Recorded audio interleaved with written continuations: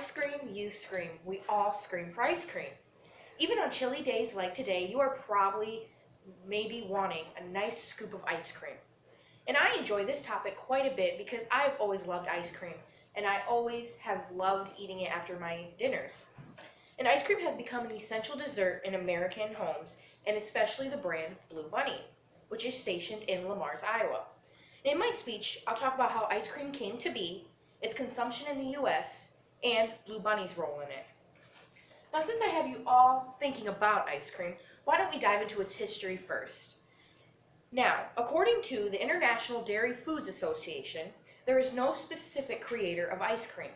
There is many early references to it, including a reference with Alexander the Great, who lived from 356 BC to 323 BC. And he loved snow and ice, which he had flavored with honey or fruits. There is also Nero Claudius Caesar, who lived from 54 AD to 86 AD, who sent people to the mountains to get him snow and ice, and he would flavor that with honeys, sugars, fruits. And the International Dairy Foods Association says that it wasn't until the 1700s that ice cream first was documented in America. The first documentation was in 1744, when ice cream was mentioned in a letter written by a guest of William Bladden, who was the governor of Maryland at the time. George Washington spent $200 in the summer of 1790 on ice cream, because ice cream was so expensive back then it was only for the rich. And Thomas Jefferson even owned his own vanilla ice cream recipe.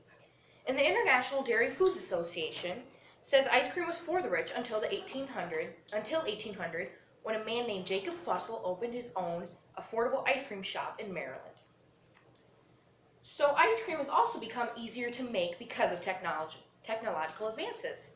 The International Dairy Foods Association says, and I quote, "Some advances include the creations of steam power, mechanical refrigeration, homogenizer, can't really say that well, which is that, electric power and motors, packing machines, and new freezing processors and equipment," end quote. According to the article from Cow to Cone, also published by the International Dairy Foods Association, ice cream is made with dairy, which is usually the milk, and sweeteners like honey, sugar, fruits, and I quote, "The ingredients are blended together in a mixing bowl and put into a pasteurizer, and then heated, and the mixture is then put into a homogenizer and frozen," end quote.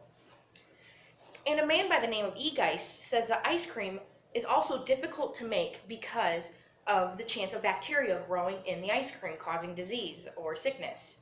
And he gives an example of this. Back in the early 1900s, people became sick because bacteria flourished in the ice cream and people weren't aware you had to refrigerate it or freeze it.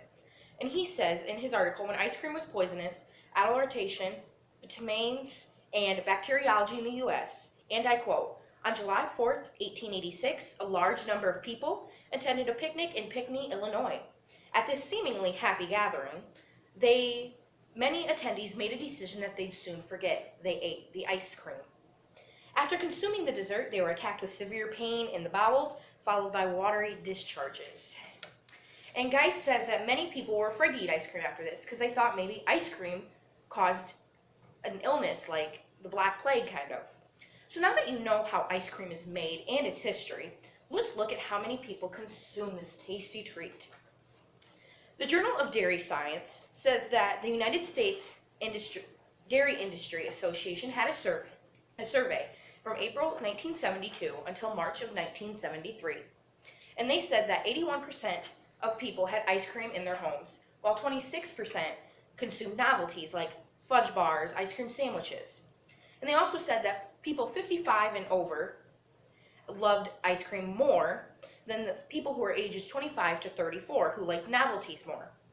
And Kavya Sukumar, in her Palm Beach Post article entitled "Scoop of the Day, National Ice Cream Day," she says that the United States Department of Agriculture says that ice cream has a $6 billion revenue each year.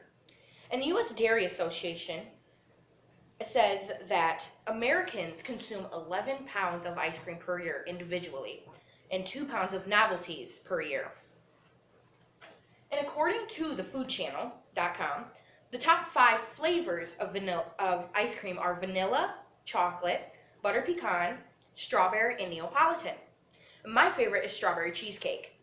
And Statista.com says the top 6 brands are Bluebell, Breyers, Haagen-Dazs, Ben & Jerry's, Eddie's, and Blue Bunny. And you have probably had one of these kinds.